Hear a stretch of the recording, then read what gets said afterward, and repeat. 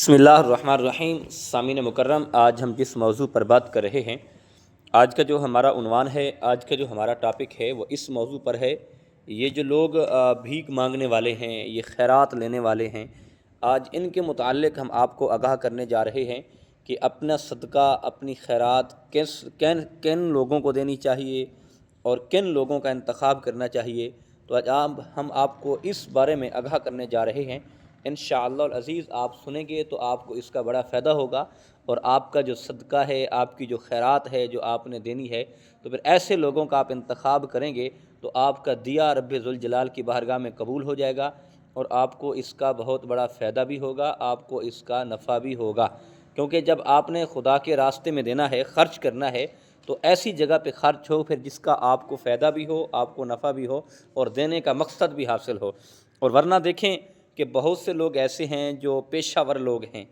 کہ رسول اللہ صلی اللہ تعالیٰ علیہ وسلم کا فرمان علی شان ہے، یہ جو مانگنے والے ہیں، بھیک مانگنے والے ہیں، قرب قیامت والے دن ان کے چہرے پہ گوشت نہیں ہوگا،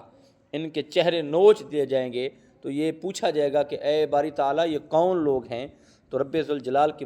طرف سے اعلان ہوگا کہ یہ وہ لوگ ہیں کہ جو بھیک مانگتے تھے، پیشہ ور لوگوں کے آگے ہاتھ پھیلاتے تھے، یعنی ایسے لوگ ہیں۔ تو یعنی اللہ کے نبی نے فرمایا مانگنے والوں کی یہ کیفیت ہوگی۔ لیکن ہم نے جو صدقہ دینا ہے، ہم نے خیرات دینا ہے، ہم نے ان پیشہ ور لوگوں کا انتخاب نہیں کرنا، ہم نے ایسے لوگوں کا انتخاب کرنا ہے کہ جو سفید پوش ہیں، جو کسی کے سامنے جا کر ہاتھ نہیں پھیلاتے، کسی کے سامنے جا کر اپنا شکوہ نہیں کرتے، اپنے حالات کا سامنا بتاتے نہیں ہیں کہ ہمارے حالات کیسے ہیں۔ ورنہ ان کے حالات ایسے ہوتے ہیں کہ بچوں کے لیے راشن نہیں ہوتا، بچوں کے لیے کھانے کا گھر میں سامان نہیں ہوتا، کوئی آٹا وغیرہ نہیں ہوتا، گندم نہیں ہوتی، وہ ایسی صورت میں بھی اپنی زندگی گزارتے ہیں، لیکن رب ذوالجلال کی بارگاہ میں شکر ادا کرتے ہیں، کسی کے سامنے جا کر ہاتھ نہیں پھیلاتے۔ تو ہمیں بھی پھر ایسے لوگوں کا انتخاب کرنا چاہیے۔ ہم دائیں بائیں آگے پیچھے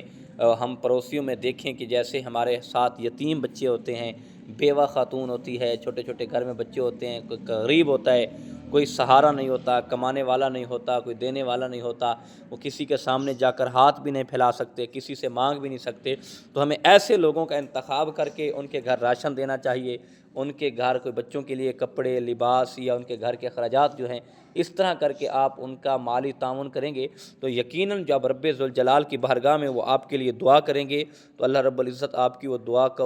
ان کی دعا قبول کر کے آپ کے لیے شرف قبولیت بخشے گا، اور آپ کی ہر حاجت پوری ہو جائے گی۔ کیونکہ جب کسی غریب کا سہارا بنو گے، کسی یتیم کے سر پہ ہاتھ رکھو گے، تو یقیناً اللہ کریم ہے، اللہ بے نیاز ہے، اللہ عطا کرنے والا ہے۔ تو پھر ہمیں اگر موقع ملا ہے، اللہ نے رزق دیا ہے، تو ہمیں ایسے لوگوں کا انتخاب کر کے اور اپنا حلال رزق جو ہے ایسے لوگوں پہ خرچ کریں کہ جن پہ خدا بھی راضی ہو اور مصطفیٰ بھی راضی ہو۔ اللہ ہمیں صدقہ اور خیرات کرنے کی توفیق عطا فرمائے۔ وما توفیق